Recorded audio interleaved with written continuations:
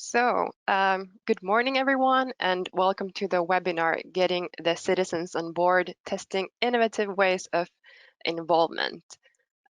This is the second session out of 4 in the cities-multimodal webinar series, and we're very happy to have you all here today.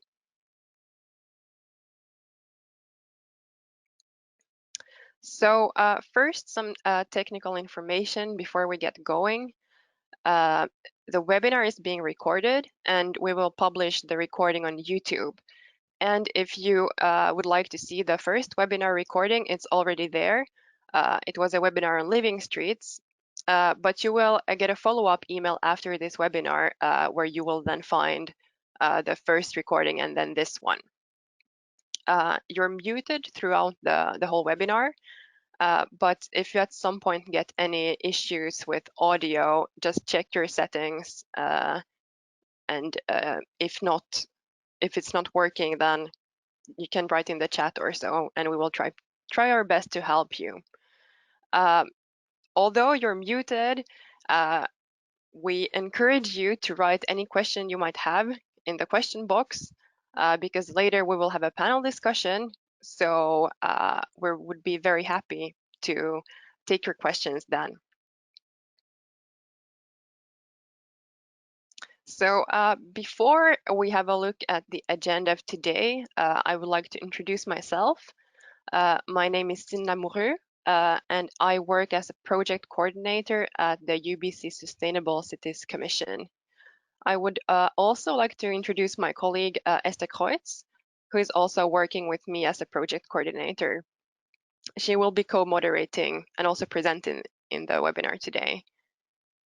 So yes, Esther will go on first and talk about citizen involvement in the perspective of the project, cities-multimodal. And then we will have Christina Gaucha, who will talk about planning for people in Vilnius. And then Kaisa Andersson will talk about Cascaruna and how you do this, how you involve citizens in a smaller city. And then we will finish with Nika Kotovica, who will talk about how Riga has succeeded in public engagement during the challenging year of 2020. And as I mentioned, we will have a panel discussion in the end of this. So all questions are very welcome. So first, some just quick facts about the Cities Multimodal project. It's a project with 10 city partners and 6 expert partners. And on the map here on the right of the slide, you can see where all the partners are placed. So it's really around the Baltic Sea. The project started in 2017 and was supposed to end last year, but got prolonged due to the coronavirus. And as you might guess, because of the locations of the partners, it's an Interreg Baltic Sea region project. More information can be found on our website, but Esther will also talk a bit more about the project. But first, we will launch the first poll of today. Just a second.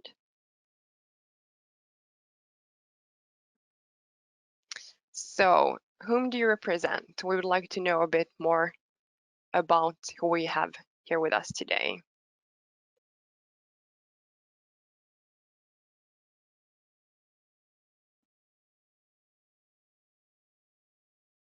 We will wait a few more seconds.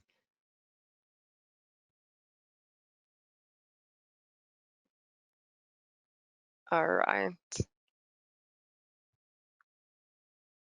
And now I will share the results. So, as you can see, we have a majority of city and municipality representatives, and then private organizations, and then interestingly enough, we have a equal amount of people represented NGOs and then something else. So thanks for that. And now, let's see if my slide will switch. Yes, and now I would like to welcome Esther Kreutz, who will talk more about citizen involvement in cities multimodal. Thank you, Sini. I will just share my screen, just a moment.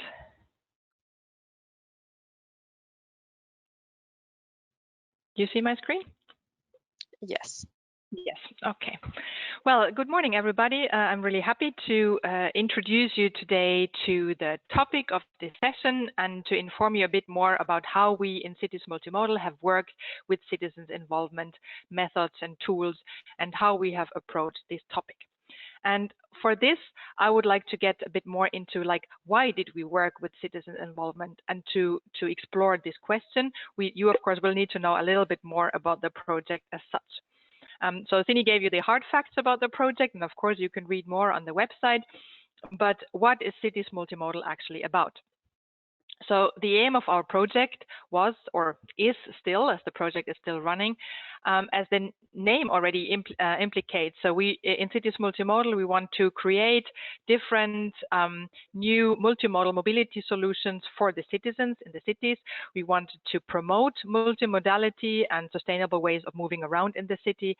We aim to enable behavioral change away from private car use to using different modes of transport in the city centers, and the overall aim, of course, to make the cities more livable, and for the cities and together with the for the citizens, sorry, and together with the citizens. And here we come to the core, of course. So it is already all about the citizens when we look at the aim of the project. So it's about the citizens in the end, but also it's actually about the citizens from the beginning. But it was not only about citizens' involvement tools that we worked, not at all. The project actually consists of very concrete measures.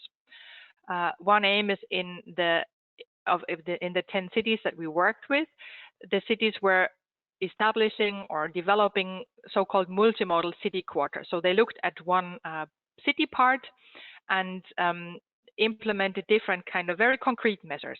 They were building physical mobility points, they were conducting different kind of campaigns and organizing living streets, and they also carried out and planned, did like a kind of a small scale SUMP, Sustainable Urban Mobility Plan, for this pilot area. Accompanying this, the cities also work very concretely with actors, with schools and kindergartens, with mobility management concepts. They developed concepts and implemented them together with companies and also inner city investors.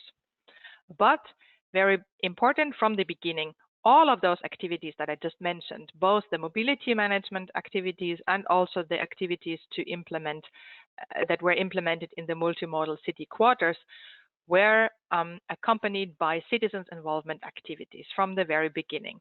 So the different tools of how to engage citizens were carried out during the planning phase, during the implementation phase, during the evaluation phase. So the cities were using different and testing different kind of methods and tools to engage the citizens. This just to give you a little bit more a framework, like what did we do in the project.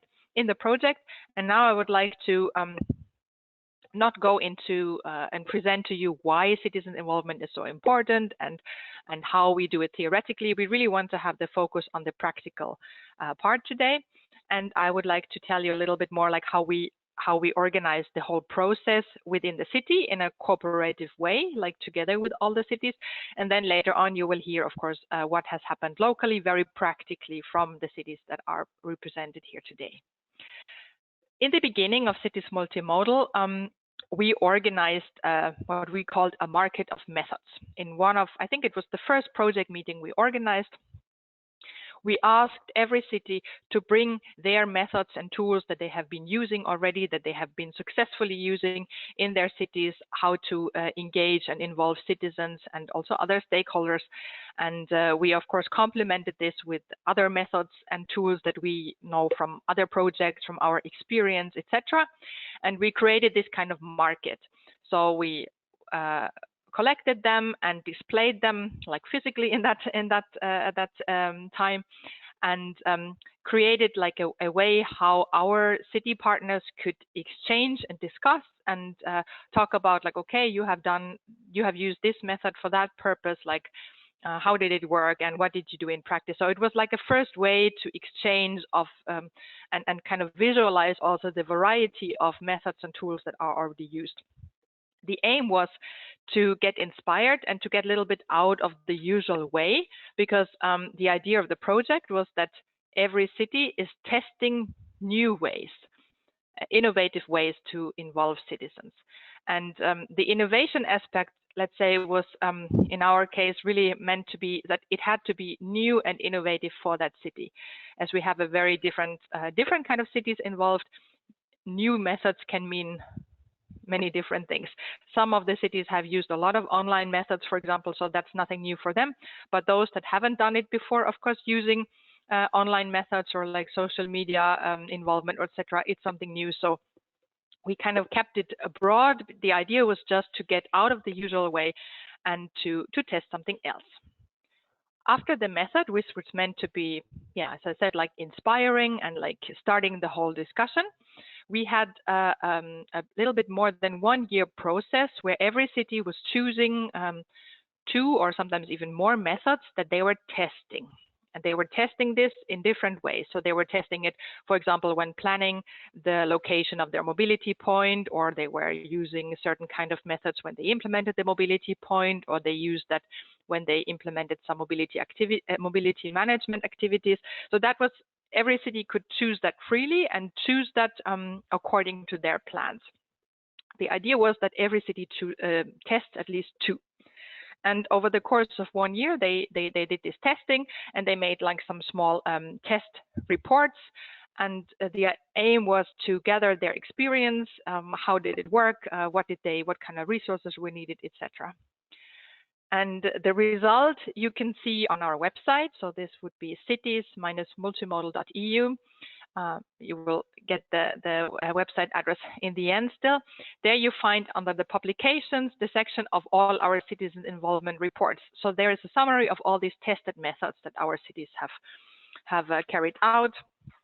And I think it can be really valuable for other cities also to see, depending on the size of the city, depending on the purpose, why this method and tool was used.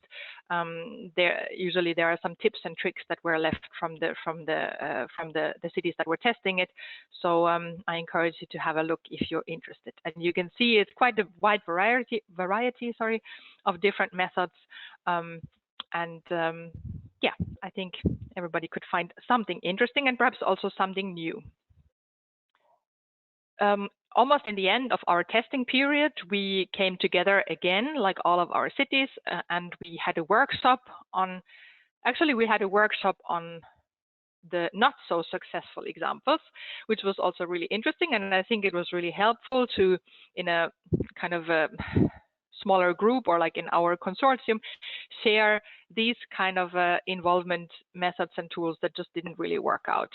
And together we discussed like, okay, what could have been done a bit differently, and yeah, made some kind of a peer-to-peer exchange and advice like how things could be improved, because I think, yeah, you all can relate really well to colleagues who are carrying out similar methods, and I think it was really interesting discussion. And as an outcome, we wanted to discuss and to define for our consortium what we think would be the success factors for the citizens' involvement. This is also part of one of our final publications, the Planner's Guide for Sustainable Urban Mobility Planning, that you find also on the website. So there you find a little bit more information about this. But here's just like a summary of these issues that we discussed together, and we found out based on the experiences both with successful methods and also with those methods that were not so successful, what is important to keep in mind. I just want to mention now one more time that this testing, of course, it has happened before the pandemic started. So most of our methods and tools have been tested before. Of course, the pandemic also hit our project in that sense that many measures couldn't really be carried out to the end, or some measures have been delayed, and it also affected some of our citizens' involvement methods and tools. So of course, at some point there was a stop in the beginning of last year where you could not organize events or gatherings, but we'll get back to this topic a bit later. But just to keep in mind, because sometimes it feels strange in these times to talk about this kind of organization of events. But nevertheless, I think this input can be hopefully valuable for you as well. Okay, and now we will soon go to hear our cities and to them to share their experience. But before that, I would like to share a poll and ask you as just a second, as participants.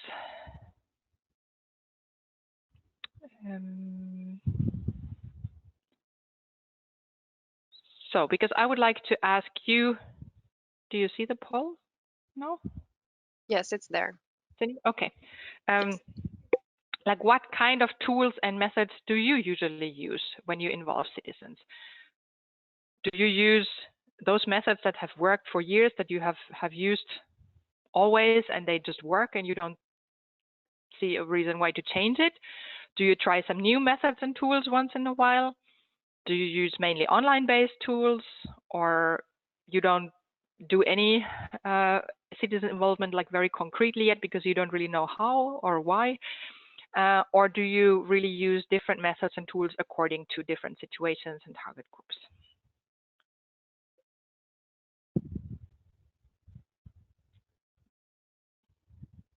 Okay, we wait a short moment still.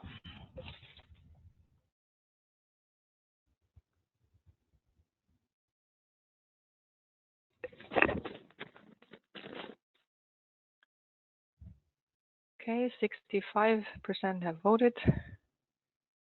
Then I will close the poll right now and share it. Do you see the results? Somehow I can't really. Yeah. Yes. Yes. Okay. Good. So we have 33% vary methods according to the purpose and target group. That's great. 27 try new methods for once in a while at least. That's good to see. But then we also have 33% that we don't really know how to involve citizens. So I really welcome you to have a look if our methods and tools that have been tested would bring some inspiration to you. Also, if you have a look into our planner's guide, and of course there's a lot of other information available. But and I think from the reports you can also get an idea why it's really useful to involve the citizens and what you can get out of that. So I hope this will give you some added value. Okay, but then I'll close this. Thank you. And I'll hand over to you, Sini. Yes. No, wrong. Wait a second.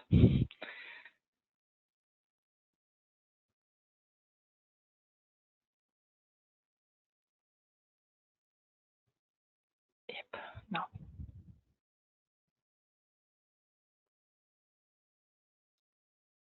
Okay, thank you very much, Esther, for introducing what we have done in Cities Multimodal.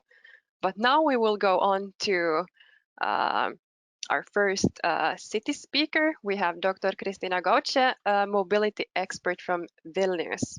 So please, the screen is yours. Not yet. Soon, I hope.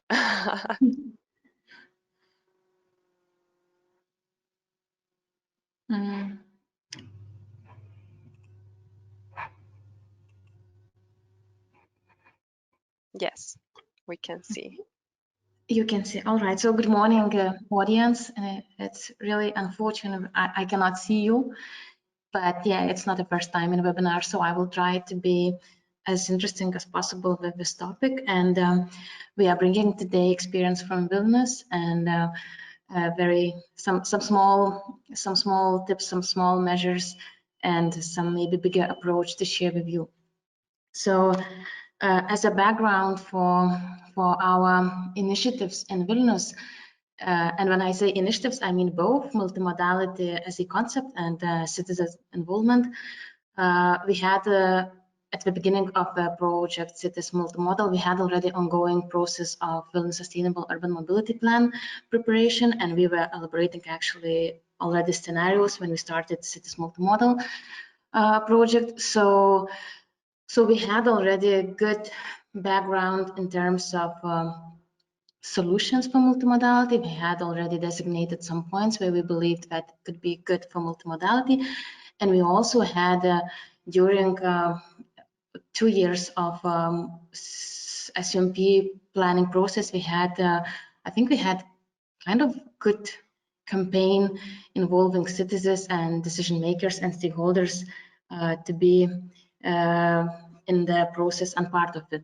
So we thought that when we start this multimodal and we do this smaller part of SUMP in pilot area, and when we implement measures, we thought that background we had from SUMP would work very well, and it worked, but we also learned something else.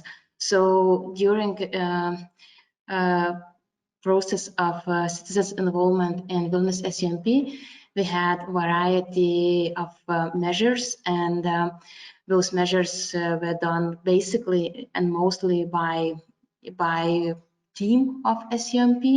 So these were numerous meetings with politicians, with NGOs, with different target groups, with children, with health organizations, with seniors, with people with disabilities, and with international experts. So we had a lot of meetings, a lot of workshops. We held international conference. We dedicated page for Vilnius SUMP.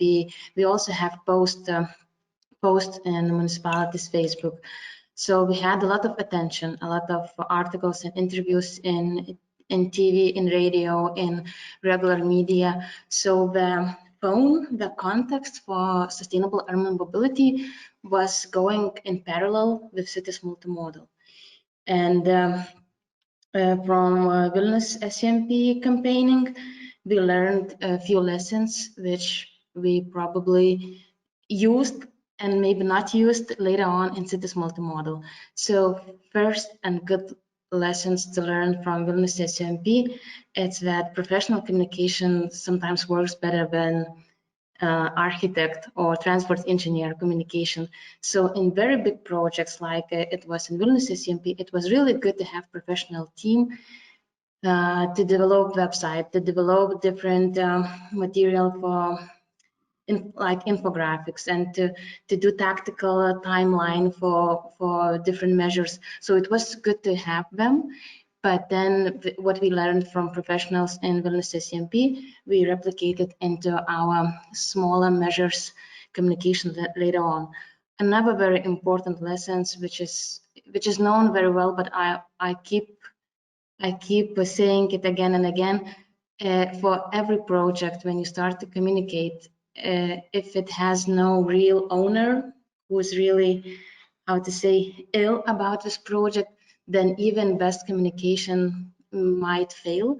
But in our case, we really have the dedicated team for this, and I was leading this team, so I think that worked well in communication too, because then you don't save your time, you don't save you're always available, you want to explain, you want to participate, and then this process goes well. So after this, I would say success with Vilnius SUMP, and I say success because Vilnius was mentioned as good practice example in various conferences and in guidelines for SUMP planning. So after this success, we thought that in cities multimodal, we already done almost everything in city level, and when we go jump straight into our local measures. So, and that was a mistake to think so. So what we did, we initiated and organized first workshop only with experts, and not only with experts, with NGOs, with somebody from ministry, somebody from car sharing, somebody from municipality, somebody from municipality enterprises. So we discussed in the beginning of cities multimodal, we discussed the idea, of a project, of a multimodality in Vilnius, good locations from city perspective, and we decide on particular location. And in a few months' time, architects really designed it, and we invited our pilot city quarter residents to get introduced to this concept and to this plan.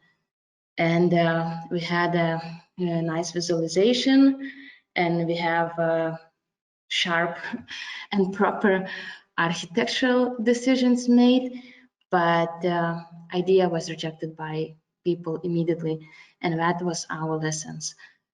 We didn't discuss with citizens beforehand what are the benefits, why in these locations, how they would use, like residents or like transit users, how we would use this multimodality point. And it was after that, it was a little bit hard to talk to them, because what we saw, only another parking lot, which would occur safety, noise, and another problems to the neighborhood. But we kept working with them. We kept discussing, explain benefits, explain how we could use this mobility point if it is in the area, like residents, and what is the benefit for the city, and so on. And after numerous of discussions, because the beginning was really like petition with hundreds of signatures no for this project. After numerous of discussions, they agreed that idea is good, and actually pilot area like city quarter is selected properly, because it is in transit access, it's relatively very close to the city center, it has a lot of target objects like hospitals, universities, and so on. So citizens agreed that idea is good, but then we suggested to focus on bicycles keeping, and better on switching not from car to bicycle or public transport or shared mobility measures and micro-mobility, but to combine basically sustainable modes, and to discuss and to develop further smaller mobility points. So that was the outcome of quite a hard work with a community of our city water. And then yes, so after this we prepared a small SUMP for the whole city quarter, and we identified a list of measures thematically connected for whole city quarter, like public transport lanes, bicycle lanes, and travel behavior changes measures, and so on and so on. And of course, one of the measure was multimodality points. And after multi-criterion analysis, we selected 4 possible locations for multimodality point to happen in the city quarter we were analyzing. And after second stage of analysis, we decided that the one was neglected initially by community, which is in the north. I don't know if you see my mouse. Would be the second stage in multimodality process in Vilnius, and as a pilot for the testing of measure, for testing of measure details technically and organizationally, we decided to start with 2 smaller mobility points in the same axis of transit we were analyzing. So we agreed that if we are successful with those 2 locations, the next stage is we come back to the project, which was initially met not that positively, and I explain it why.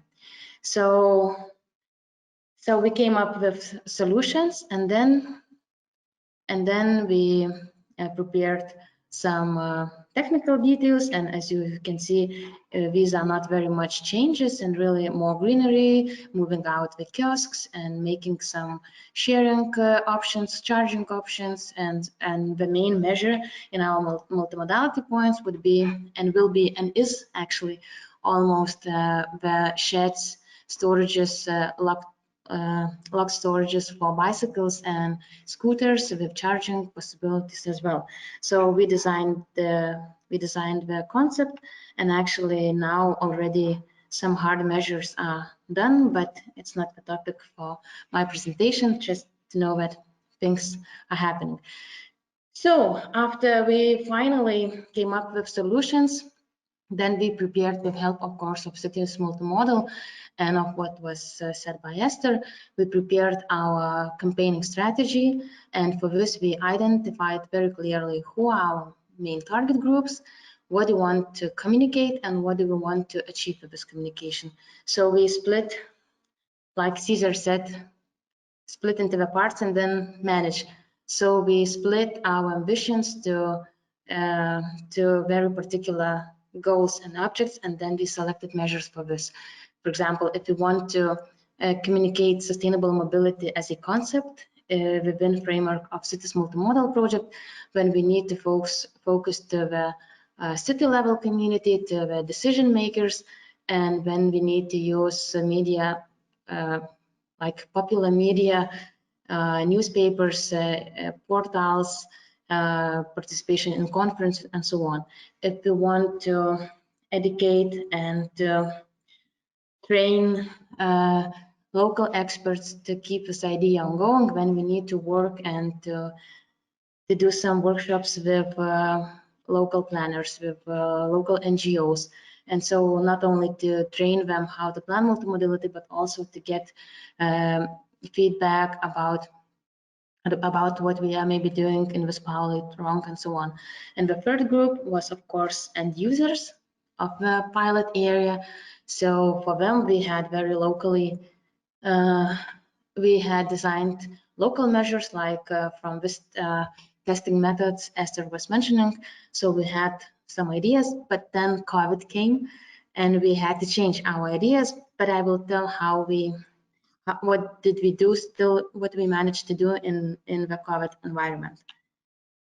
So basically our involvement process was, now you see not the initial idea, now you see what happened, because during 2020 we had a lot of restrictions in terms of moving, in terms of meeting, and in terms of really working person to person. So what really happened and happened at good in time is good introduction of project and multimodality through the articles, through the numerous meetings with mayor, and in the middle of the project we had elections.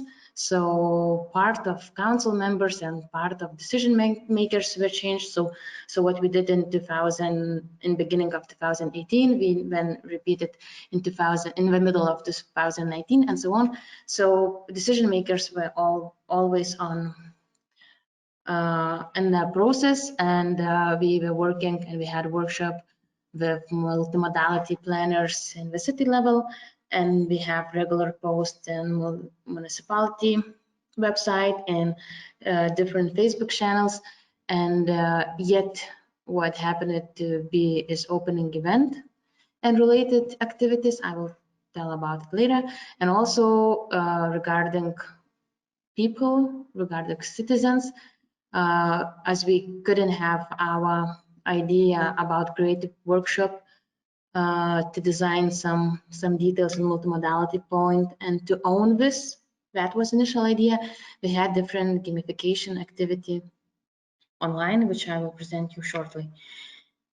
So yes, so I basically said what we did without showing those nice slides with pictures instead. And yes, and we always had some teasers in Facebook going on. And as a result, I can say that as more locally, to more local community, we were going with the same message, as better perception was.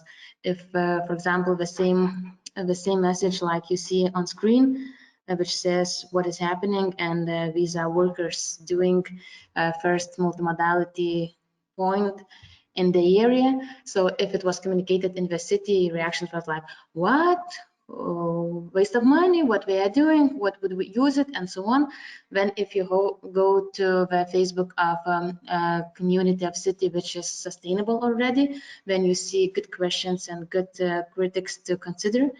And then if you go to pilot area neighborhood, which had the same message communicated, then I saw a lot of positive feedback, like good to know, looking forward to it to happen, and so on. Of course, negative messages were always in line, but together with positive remarks and positive reflections and questions, constructive questions, we understood that communication started to go very well. And about our citizen involvement during COVID, as we couldn't implement physical measures, we decided to have a kind of questionnaire, but it looks like questionnaire only in the beginning, but actually it was interactive game, focused more on drivers, because drivers were our target and still is our target group, because we want to change their awareness and travel behavior. So with this game, we were teasing drivers. Well, of course, we collected some data. How do we come? Where do we come from? And how much time it takes, and what would we agree to go like 15 minutes from the place we park, and so on. So we collected that data. But what we did, like a second plan of this game, we were teasing person with questions like, okay, if you drive by car and you know that there's no parking, what do you do? And they say like, still drive. And then we ask, if you still drive, but and you approach your target and you don't see the place to park, what do we do? He says, I go further to look for another. Or he says, I park illegally. Or he says, I refuse car. And by the end, those drivers who would be filling all the questionnaire, they would get answer like, okay, so we wasted half an hour and like 2 kilos of CO2 and still paid like 6 euros for parking. You are unhappy, and so on and so on. So after this,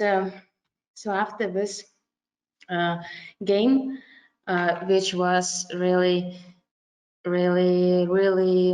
active online, those who were going sustainably, so for them game would finish very fast. Congratulations that you are good with your journey. But for those who were driving in this game, the outcome of questionnaire was like, you got 40 euros ticket, or it cost you that and that of CO2 emissions, and so on. So I received to my personal Facebook, to even my phone, very much negative also messages like, how did you dare to tell me how to drive to the city center? I need to deliver something, and so on. But also I received very positive feedback.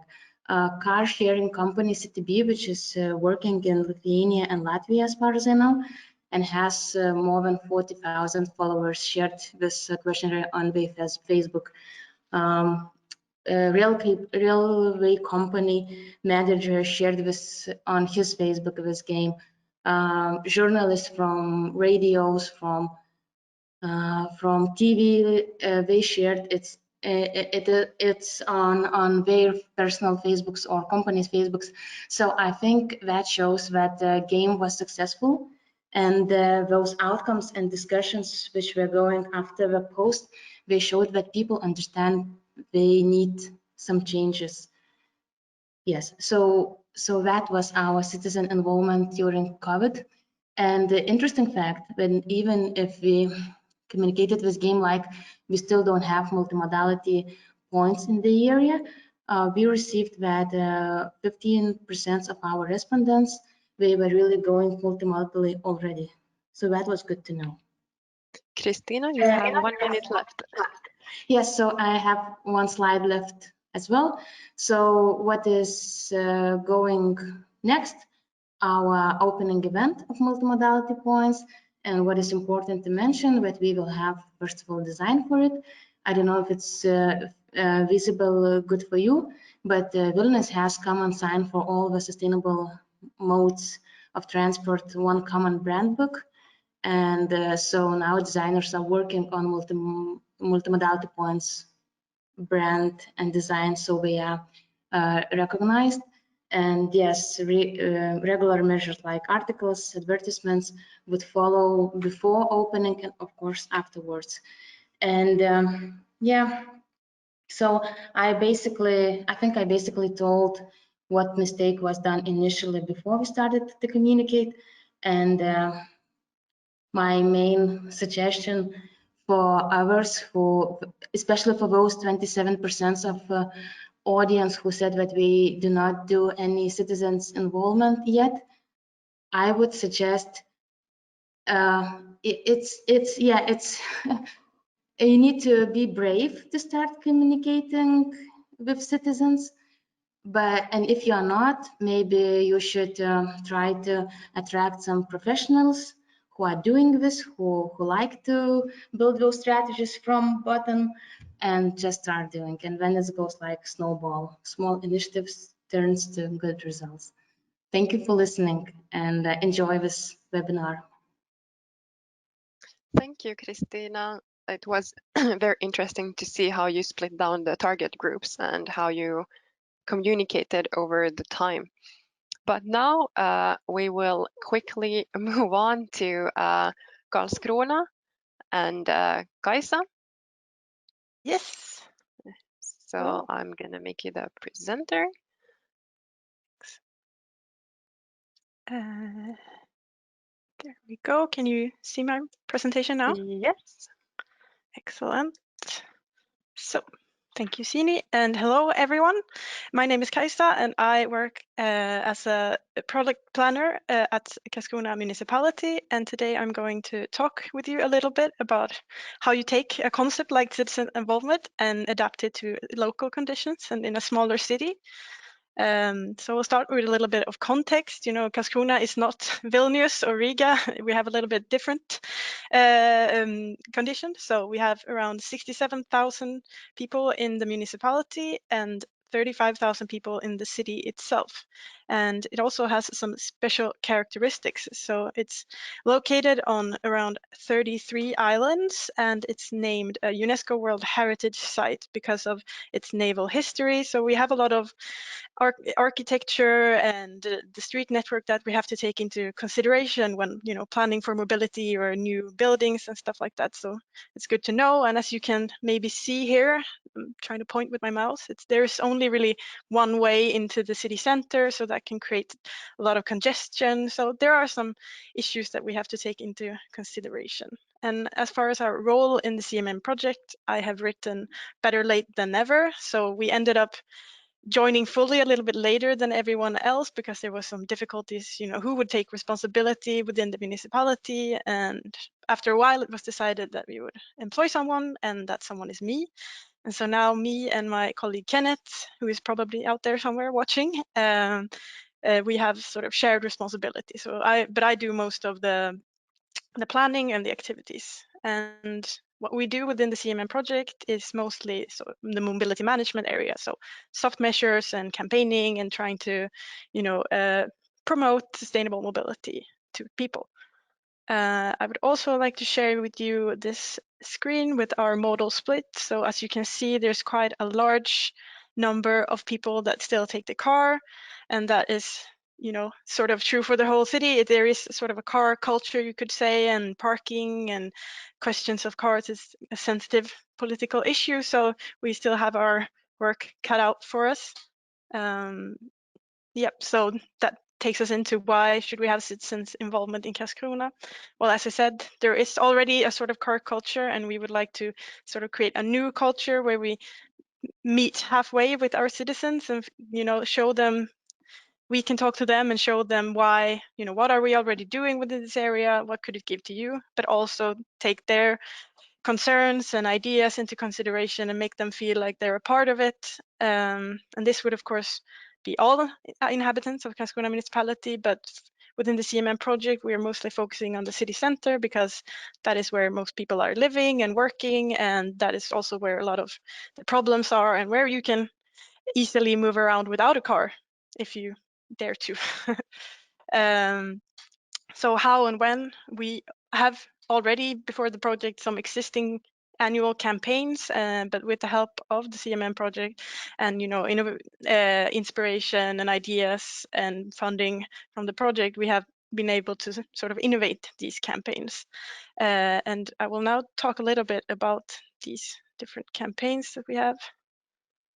There we go. So first off, we have our summer campaign. It's been, a yearly recurring event, but it's been mostly, sort of Facebook ads and sort of online presence. But we decided that we didn't really feel like we were engaging with the public. We were mostly, talking at people instead of with them. So we wanted to try something different. And so we took a little bit of inspiration from how we do public consultations, going out to places and meeting people. So we did that, but for our summer campaign. And we also wanted to gather a little bit more data and actually have something, concrete to show. So we decided to have some qualitative and some quantitative aspects to the whole thing. And when we planned it, we were a few different departments within the municipality, which I think it's a good idea to try and recruit as many as possible, but because you can do more things and you will have more, ideas and heads involved. So I think that's important. But during the implementation, it took place during 3 months, so from June to August of 2019, and we had around 10 to 15 different events that we joined that was already happening in cities. So there was like a city festival and markets and that sort of thing. We did a little bit of a trial and error. So at first we didn't really know what to do. So we tried, and then we said, oh, we need some sort of conversation starter. So we added this map that you can see pictures of. And it gave people the opportunity to sort of point, oh, I live here and I have these ideas for my area, or I have this problem here, which made it easier, because a lot of people they're a little bit nervous, so they don't really know what to say, but we still want to talk to them, obviously. And we also motivated some people through giveaways, little gifts for children that would bring in the parents or whatever. So that's also a good way. At the same time, we still had the social media campaign just to remind people that hey, we're going to be here at this event, come and talk to us, basically. At the same time, we also did the quantitative data. So we had a survey with a competition to motivate people to participate. So they could win an airbag helmet for biking, and this was really good because a lot of people responded. I think almost 200 responses, which is good for us. And as a result, then we had these survey responses and we had these collected opinions that we could combine into a report, which we used to give out to politicians, and if there were any identified problems, we gave it to the people responsible for fixing those problems, and we used it ourselves as a base for future infrastructure plans and stuff like that. So it's been really useful. We also felt a real connection with the citizens that has not really been the way before, because it was really good to see how people were happy to be listened to. And I think it's sometimes the municipality can be a little bit faceless and just an organization, so it's always good to be out there and talk to people and let them know that they are heard. We also had we got a lot of inspiration and lessons for future campaigns, and we've been using this approach for other campaigns as well. And very, very concrete. So we had launched this new car and bike sharing system the year before, but with the help of this campaign, we could see a really increase in the number of members and the usage. So it was good to see that the information about sustainable mobility was getting out there. Of course, there were some barriers to the campaign that could be worth noting. In general, as I said, the car culture is still strong, so there is some lack of interest. A lot of people were stopping, but a lot of people were walking by, and internally, I feel that the issue is not prioritized, which in turn can lead to a lack of resources, because if it's not prioritized, then no one will put down the effort for doing it. So that's something that we still need to work on. with doing this sort of out-the-door campaign, also you have to realize that you're quite sensitive to circumstances. So if the event is cancelled, or if the weather is bad or something like that. And I felt we didn't really get that much media attention because there was a lot of other things going on because of these big events. And so maybe we should have had, our own start-off event or something like that, but that's a lesson for next time. And I would also like to say we had the idea of doing it this year as well, of course, in 2020, but we couldn't because of the COVID situation. But that doesn't mean we stopped. So we just tried to do something else. So instead, we recruited a few locals that wanted to deck out bikes, as you can see on these photos here. So instead, it was some sort of safe way that people could interact, and they could read on the signs and on the websites, and still think about sustainable mobility, even if we couldn't be there and talk to them. So that was a good way of being flexible. And now I would like to talk about another campaign that we've been doing. That's a school campaign that's called Bäst på väst in Swedish, or best at wearing the reflective vests. And so that was interesting because you can do a sort of more general like we did before, but this one is a little bit more specific. So we had a target group of the school, of course, and you reach both the students and the teachers and the parents. So that's quite a significant group still. But we started with establishing a relationship with the school, and we gathered some data there. So we had a survey with the students, and then we had interviews with the teachers, and we had an observation around the school to see what the traffic situation was like. So we got a lot of different ideas and data from them, and hearing, what do you feel is missing? How could we increase the number of children walking or cycling to school? And then we took an old campaign that already existed in the municipality, which is just, handing out this sort of reflective gear, and we brought it to the school. And then we did a sort of, we visited the school, we gave them, I wrote lessons, but maybe workshop is better. So we talked to the children, and we gave them the opportunity to, we asked them, oh, what do you think about this topic? What are your ideas? And it was really a nice thing. They were interested.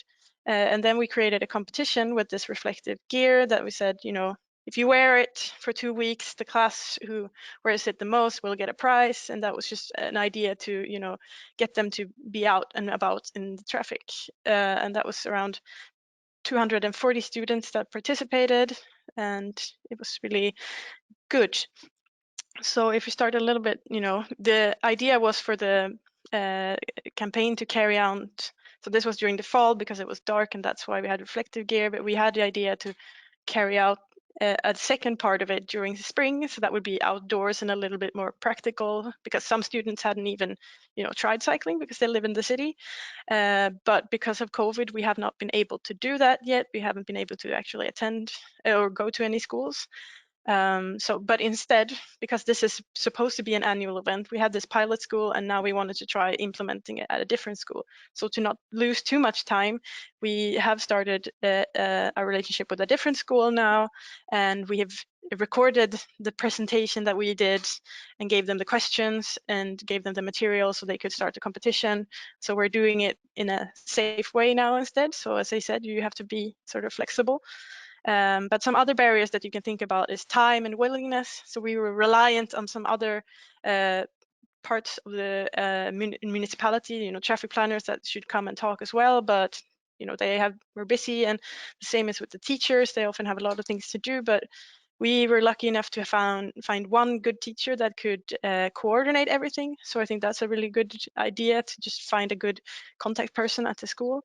And also it can be quite hard to reach the parents of the children, which is what we want, of course, because they really control what the children do and how they get to school.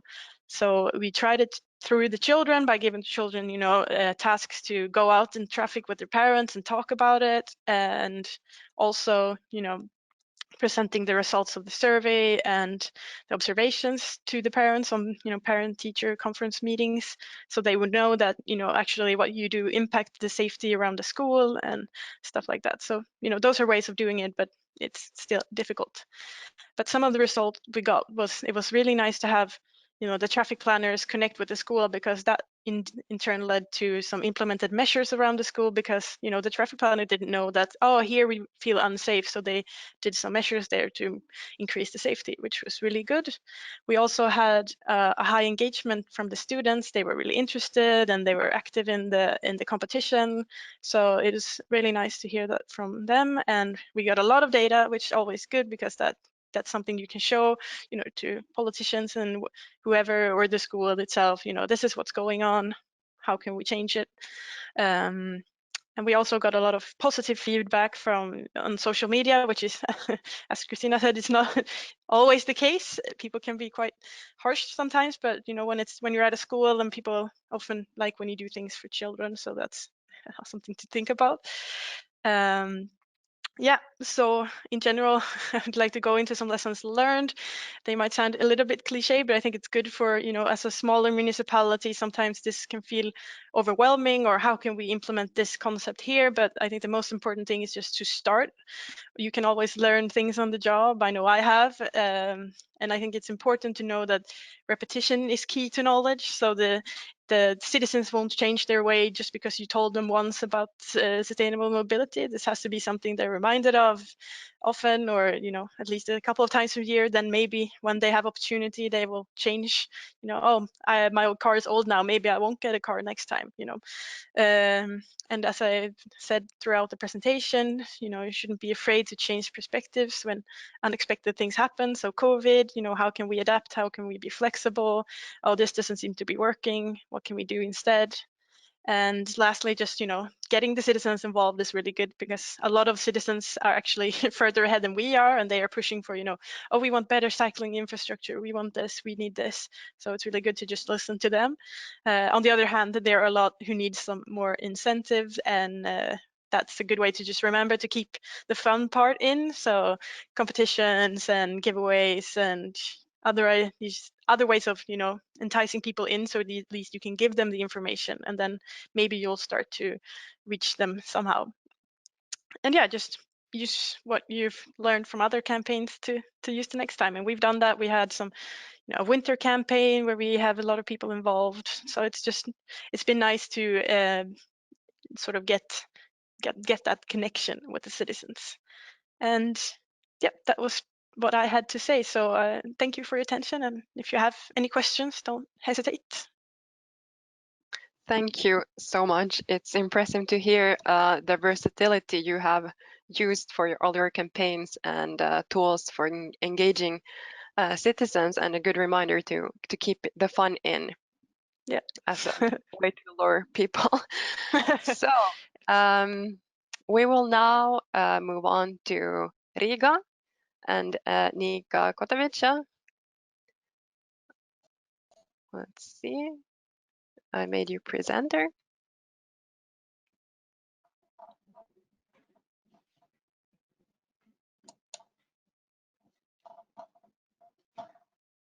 Yes, can you see the slide now? Hello, everyone. We see your screen, but we see it's not in presenters mode yet.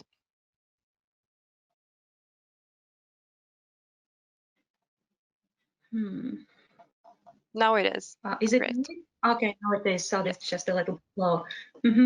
Yes, so hello once again, everyone. My name is Nika Kotovica, as it was introduced, and I'm from the city of Riga. I work at a Riga Municipal Agency, Riga Energy Agency, which is municipal institution responsible for climate smart development of our city. And moreover, since October of last year, 2020, we have new city government in Riga. More than half of elected councillors have changed. We have new and very progressive city government who, as the first thing, declared that Riga shall become the first climate neutral capital in the Baltic states. So we are challenging Vilnius a lot with that statement, but okay, that's what politicians do. And I will tell you how we, as a city employees, develop our city to have it a good place for everyone to live, to have it green, to have it climate smart, to have it smart from the perspective of different innovations and etc. And definitely I will concentrate today on the public engagement, highlighting you 1 year in our city, so how we have been working on public engagement in cities multimodal project, and also a bit beyond it, and also how COVID challenged our plans and how we've been adjusting our actions to this situation. So each city is a bit different. In Riga, our main challenge is high traffic levels in our city center, because the city is very dense. We have lots of inhabitants in the city center, and those inhabitants, they still have rather low willingness to change to sustainable urban mobility modes unless we can offer them the same convenience of other sustainable modes compared to the private car. So this is challenge everywhere. It's not only Riga, also in other cities. Here on the slide, you see a few basic facts about Riga. So what is important, that in Riga already public transport is a very popular way of transportation, what is very good, because we already have something what to offer to our citizens instead of private car. So in Riga, about 46% of all the journeys in the city are made by public transport, and 58% of our public transport is already green, because it's run on electricity or it's run on hydrogen, and so that means, and we are working with remaining 42% of 42% of city buses, which are gradually replaced by zero-emission vehicles. So, however, in this situation, so here you see the modal split. We are not as good as in Cascaruna, so we have just 9% of cycling in our city, and the walking is maybe not the most popular way of commuting, but you see this big share, which is actually like 46.5% of public transportation, what is already a very good success of the city of Riga. But still, we need further to work with this 31% of private cars commuting in our city on daily basis. So about the cities multimodal project. So here in the project, among many other different activities, we have been working in one specific pilot site where we did like 2 basic activities. So the first group of activities was to develop a concept for the mobility point and to implement it, to implement a pilot project in our city. And the second big goal were mobility management activities that we have implemented in this area. Those activities, it was explained already today in the first presentation by Esther in a way. So what we have done in the cities multimodal project, but mobility management activities are aimed to convince our citizens to use those more sustainable ways of transportation in the city, and not only talking to them, but really providing different opportunities for multimodal transportation. So in this site, as I said, so we have developed a concept how the mobility point should look like. So and all of those activities being done in Riga using the highly participative approach. So from the day one in this project, we have been working with local inhabitants in our pilot site, and those pictures illustrate it very well. So we basically asked the local residents, what is your perspective? how would you like to see your neighborhood in the future? So how it should look like, how we can make it more convenient for you. And citizens were actually very active to collaborate with us. You see from those pictures how much people we managed to gather together in our mobility, in our pilot site in the building which is next to the mobility point. So when these workshops were held, the mobility point was not there, but people, they had been designing it, thinking of different functions, what the mobility point could offer, looking at the whole pilot site. So how the transportation should be organized there. So how could we make it more sustainable, and etc. And so here we are already in the year 2020. This picture is from February 2020, when besides the development of the mobility point, we have also done our first mobility management activities with local residents in the pilot site. So again, we invited our local residents to a workshop organized by us, and we gave them an opportunity to test the pilot site in real life conditions. So we invited like new mothers with the baby trolleys. We invited some people who are in wheelchairs and other physically impaired people. And they have been walking through the pilot site and testing themselves how actually the mobility in the pilot site is currently, whether it's convenient or not, and what should be improved. And after this exercise, all the people gathered together again in the room of the municipality near the mobility point, and they have been designing different mobility management activities what we could do in our pilot site in order to improve the situation here. And here is one very important message, that actually in our pilot site, so there are local residents and they have one perspective for mobility behavior, and there are companies located, and those companies are mostly high-tech IT, mobile telephone and such type of companies, which are, let's say, in a way very advanced, but those companies actually refused to take part in mobility management activities, which are just informative, explanatory, so to say, that activities which explain to their employees that public transport is better than private car, or bicycle is more healthy than a private car. But companies have done, they went in another way.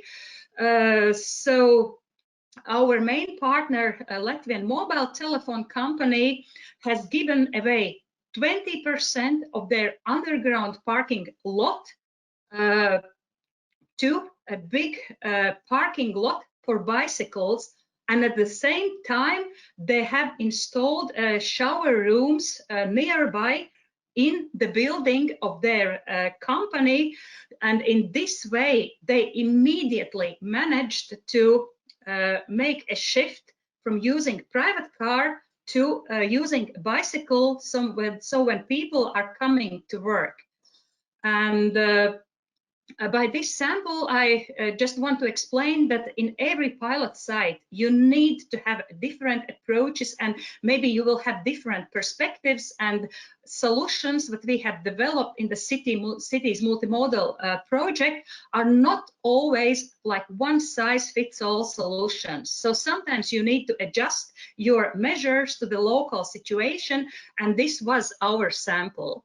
And actually, there is one more thing what we have realized later during the year 2020, that COVID, which has influenced the life in the city a lot. actually had a very positive influence on the traffic situation, especially in our pilot site, because all those highly innovative companies just switched to remote working conditions, attending their offices maybe once a week. So basically the transport problem was solved, but we definitely realized that this is not a long-term solution. This is temporary solution, but again, we think it's a very positive sign, just because people in the future will evaluate whether it's really needed to go to the office every day by car, or maybe I can work one day from home and then one day I travel to my office by bicycle if the weather is good, and etc. So this is this real life mobility management activities what we have implemented in Riga and got very good results. But then, as I said, that a bit beyond the cities multimodal project in Riga, in 2020, we have started a new mobility planning concept, which is Riga Urban Mobility Lab. Urban Mobility Lab itself, it's an interdisciplinary collaboration platform aimed for co-design and co-creation of different innovative mobility planning solutions. So both for urban mobility and public transport. And here we have focused on one specific target group in our city, on seniors, because we realized, and as you have seen that also in CMM activities, we have tested the urban environment with young mothers and with handicapped people, seeing whether this urban environment is convenient enough for different kinds of mobility and for multimodality. So here we assumed also, if the urban environment is convenient for seniors, then basically it's convenient for everyone who is living or working in our city. And about this urban mobility lab, this concept, which is based on 3 key pillars: research, collaboration, and communication, joined together different forces like municipal institutions, higher education institutions, senior associations, and 9 senior associations were involved in our work, as well as businesses. Businesses located in a cities multimodal project pilot site, and also other businesses in our city. And so what we done? So we developed this mobility lab concept itself, and then we have started to organize a series of mobility lab events aimed to design and to co-create innovative solutions for urban mobility in a wide perspective. So we've been working on technical solutions as well as on different soft measures and other solutions. How could we improve mobility in our city from a wide perspective? And here you see some pictures from the very first event, which was organized in the end of 2019, where we kicked off this mobility lab concept. And I'll just quickly go through the pictures to give you an imagination. But so basically, the method was designed in a way that students, they have been following seniors in the city for the whole month. And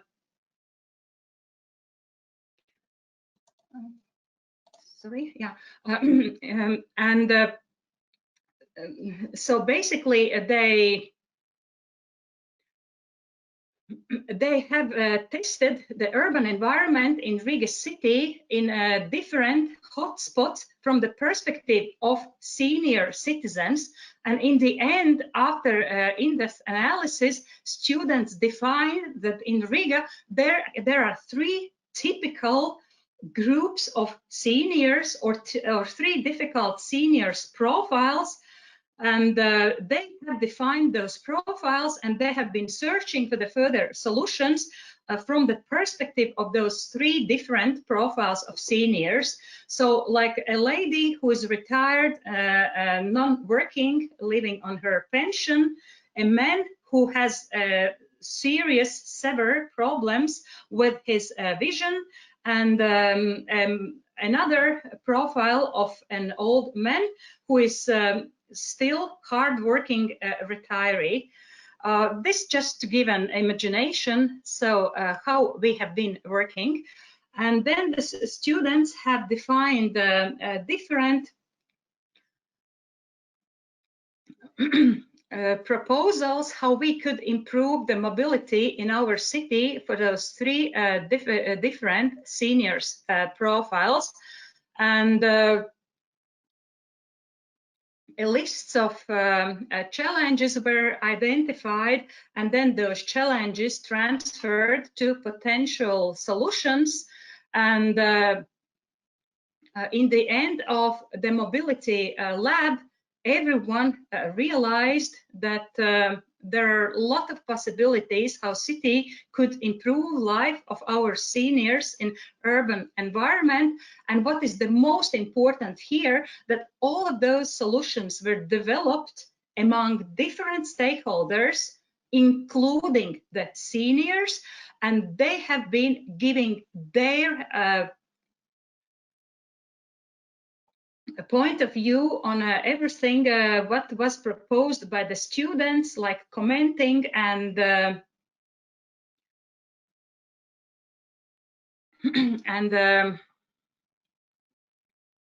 and giving so evaluating what the other participants of those co-creation sessions have developed.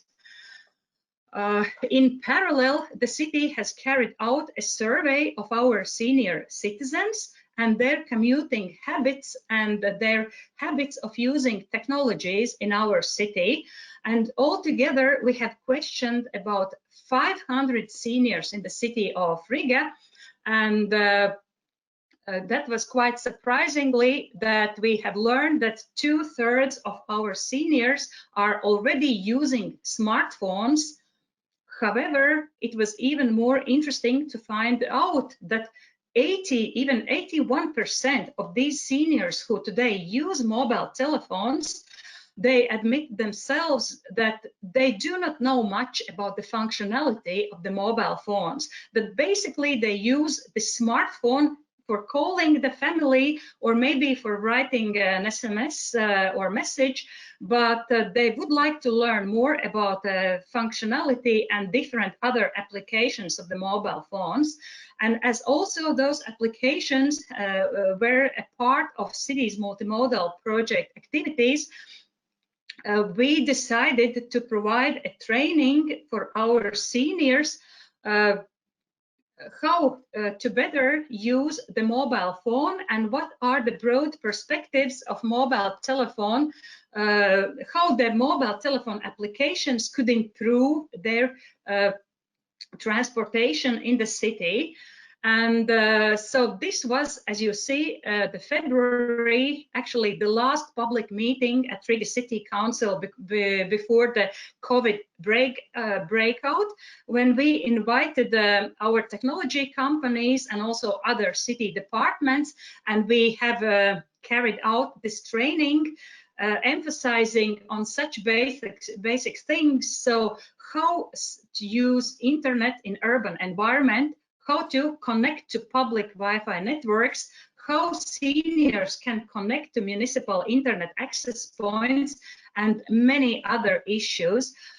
During one day of training, seniors got a lot of knowledge, and in the end of the day, they did the first ever online purchase in their life, or some of them made a WhatsApp group, and first time we're chatting in a group of several people, and etc. So basically, in the end of the day, seniors were extremely thankful for this initiative, and they thanked us, and they said that they would like to have such training on a regular basis, and that more and more seniors need to be involved. But regretfully, COVID changed our plans here, and this training is very difficult to held online. So we definitely plan to organize it again once we again are able to work together in one room and train our seniors how to better use their smartphones. I have here collected information also about some other mobility lab events, and here already in March 2020, when the COVID restrictions were in full scope in our city, we have organized next mobility lab events as entirely online events. So we have adjusted the mobility lab concept to social distancing requirements, and we have selected the most appropriate tools for having an online sessions. Evaluating several, we decided to stay with the Zoom, and we have also adjusted the content approach and working methods of handling those mobility lab events, just adjusting them to specifics of online work. So from the practical point of view, it means that we have contacted our seniors one by one by telephone. We have made sure that they are able to connect to the Zoom platform. We did a testing. We trained them how to push the speaker button, and etc. and etc. And in the end, we managed to get more than 20 seniors to the first ever online mobility lab, and they have been working together with our students and designing highly practical solutions on improvement of the mobility in our mobility hotspots in the city. It all went out positively. However, what we have learned that seniors actually were not very active to press this red button and to speak online, being involved in this event from home. Thus, a couple of weeks later, we have organized another event where we changed the approach. We asked seniors to gather together in their senior centers. At this time, it was allowed that up to 4 people meet in one room, and they, of course, they have been keeping the distance. And we have sent in those senior centers representatives of our city who were managing those dialogues, so that there was someone who asked the questions to the seniors provided their answers, and that was broadcasted through different platforms. So this time, as you see, it's a Microsoft Teams software, and whatever the technical solution, but we managed to have our event, and it was very successful because so first of all, in this event, Nika, I'm sorry, but we are running out of time. Okay, I see. So actually, this is almost my last slide, and probably the most important one, because at this Mobility Lab event, we have been discussing with our seniors how they feel in our city during the COVID outbreak, and how could we improve the urban mobility in those difficult COVID times. And we've been focusing on 3 main activities, such as information design. How could we provide better information for our seniors, for safe commuting in urban environment under COVID restrictions, and access to goods and services? So again, from that perspective, we got a lot of inputs for the city to work further on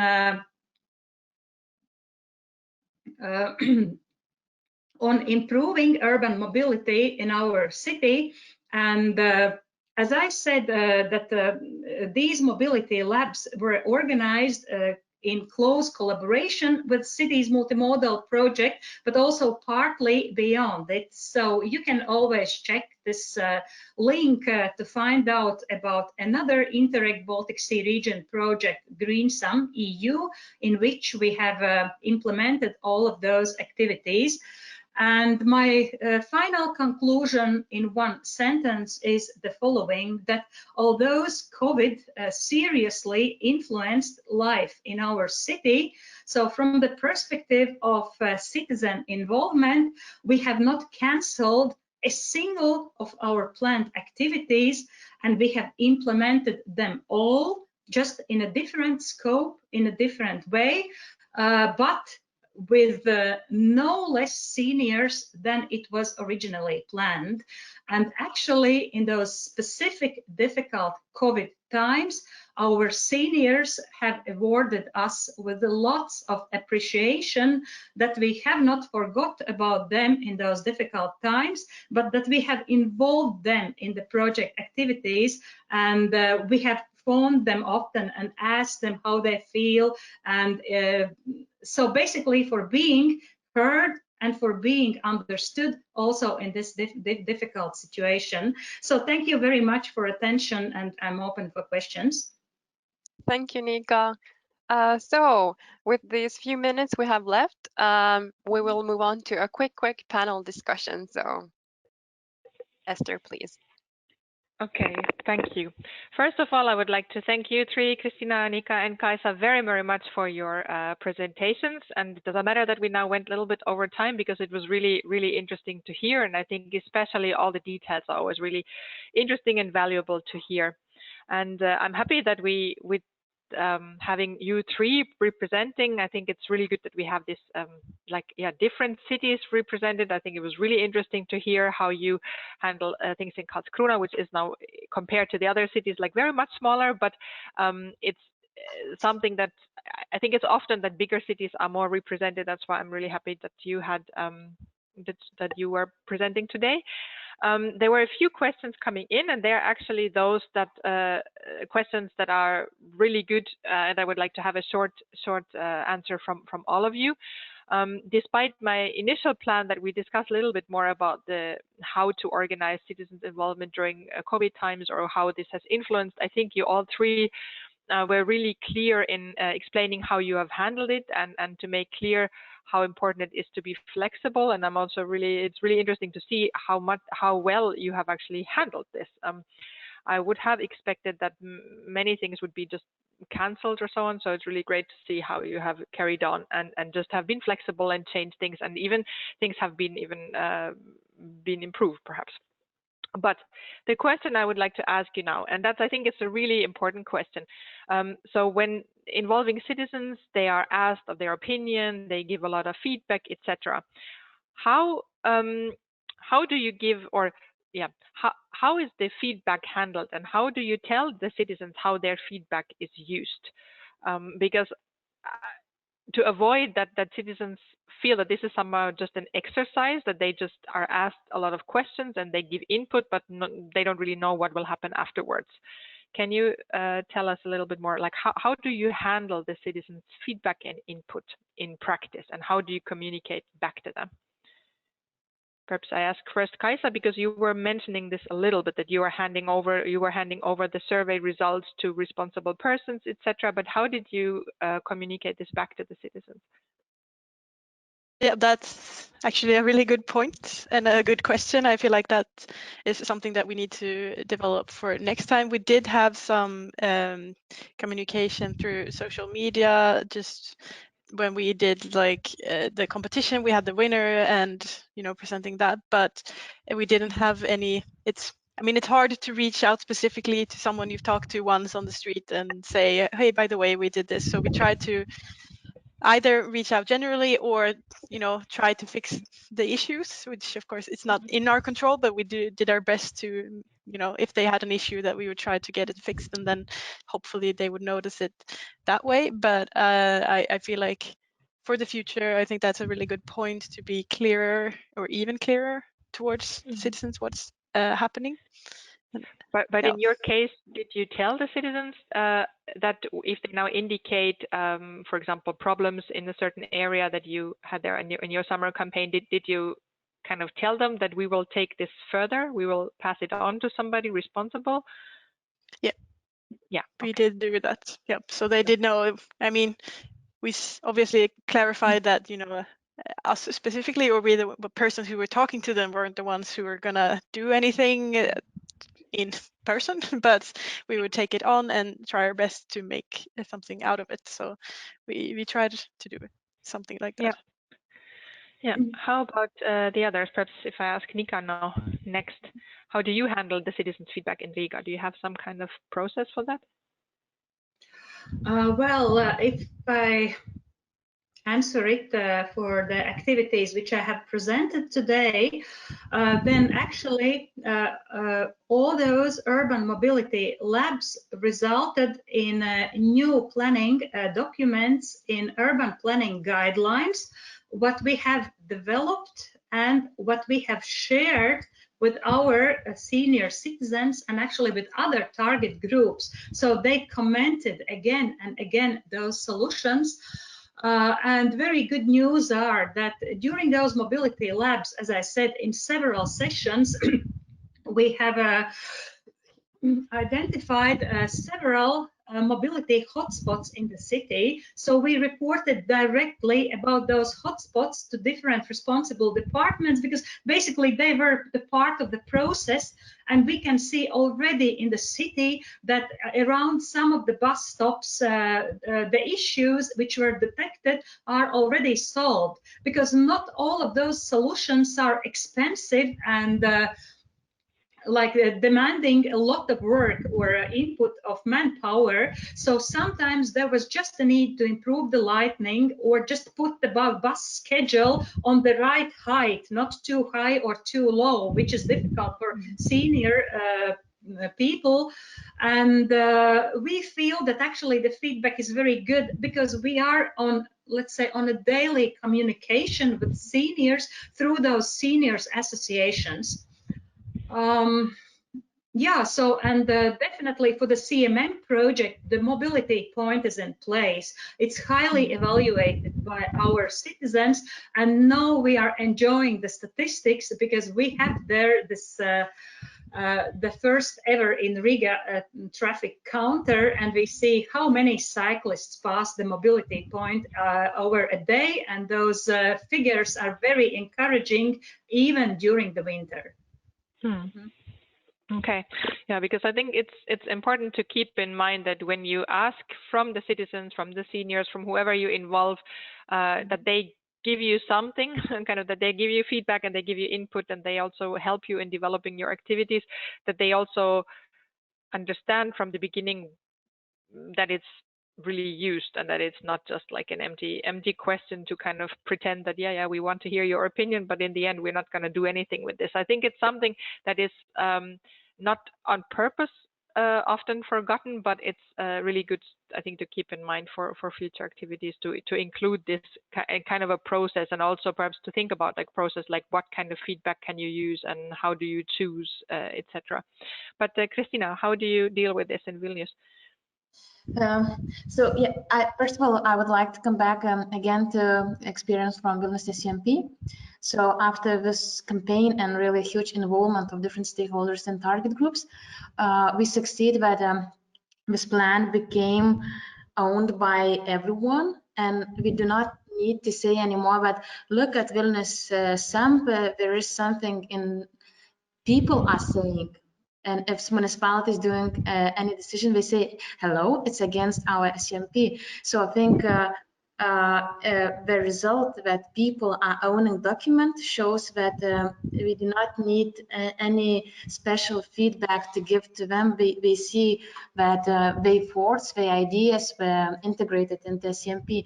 Regarding multimodality points, communications, as I said, we had this really tete-a-tete communication, and actually those mobility points, the idea of the small network was born in discussions with citizens. They didn't point on particular locations, but we said that let's have it smaller, let's have only for bicyclists and not for cars to come and to switch to another mode. So, and also, yeah, regular correspondence, it's obligatory. If somebody's writing to you, you need to come back. And Facebook is a mirror. If you are disliked or liked a lot of time, then it means that your message reached the audience and they are communicating to you. So, yeah. Yeah, okay, but I think you mentioned you said a good or an important word when you said that if people own the plan. I think this is really the key, then also to involve the citizens in the way that they really feel that they are part of it there, that they kind of created a certain kind of solution or a plan or something like this. And I think also the mobility labs in Riga, it's like a really good format, a really good platform that you created there now to have a continuous dialogue. Actually, I would have had some more I think interesting things to discuss, but now we are already a little bit over the time and I don't want to take more time of our audience. I just want to tell everybody that all the presentations will be uploaded on the Cities Multimodal website as well, so you find it there. And I will send to the speakers perhaps the questions. There are not many, but some still, just to, if you have time to give a short, just a couple of notes about this, and we can upload it there as well. Yes, but then thank you, all of you speakers for today. Thanks very much, and I'll hand over to Cindy. Thank you. As I mentioned in the beginning, this was part 2 out of 4, and our next webinar will be organized in February. And I posted the registration link in the chat, and it can also be found on our website. But I would like to welcome you all, or invite you all, sorry, to that webinar 2 on mobility management. But all in all, thank you all. Thank you, participants. Thank you, panelists. And thank you, Esther, my colleague. So have a great day, everyone, today, and see you on the next webinar. Bye.